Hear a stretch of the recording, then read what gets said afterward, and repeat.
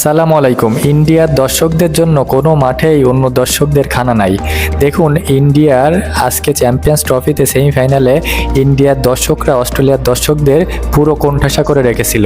মানে একচেটিয়া প্রভাব যাকে বলে, একদম এলোপাতাড়ি চিল্লেপাল্লা এবং মানে নাচ গান করে পুরো স্টেডিয়াম মাতিয়ে রেখেছিল। অস্ট্রেলিয়ার দর্শকদের দেখাই যাচ্ছিল না।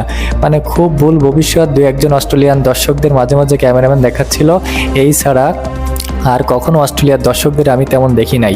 তো ইন্ডিয়ার দর্শকরা মাঠের ভিতরে যেভাবে করে নাচ গান করে এবং যেভাবে করে চিল্লাপাল্লা করে সমস্ত মানে মাঠকে একবারে জগা খিচুড়ি করে রেখেছে, আমার কাছে যেটা মনে হয়েছে যে এটা আসলে মজার চেয়ে বেশি হচ্ছে ক্যাবলামি। আমার কাছে মনে হয়েছে এটা কেমন মজা যে অন্য দর্শকদের কোনো মানে অংশগ্রহণই তারা সহ্য করতে পারতেছে না।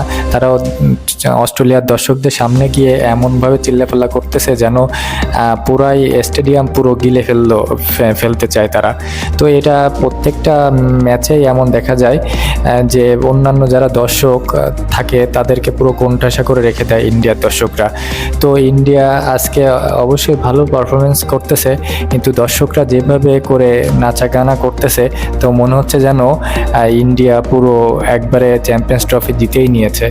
তো অবশ্যই ইন্ডিয়ার জন্য শুভকামনা, এবং দর্শকরা এমন যেন না করে অবশ্যই সেদিকে অবশ্যই কর্তৃপক্ষের খেয়াল রাখতে হবে যে এতটা হই হুল্লোড় আসলে কেউই কাম্য করে না, এবং অন্য যারা দর্শকরা থাকে অন্য টিমের তাদেরকে অবশ্যই প্রাধান্য দিতে হবে এবং তাদেরকে অবশ্যই তাদের মন মতো চলার সুযোগ দিতে হবে।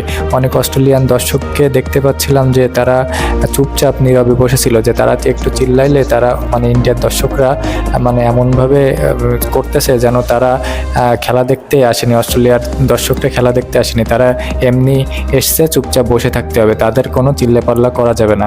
তো এমনটা কাম্য না কারোরই।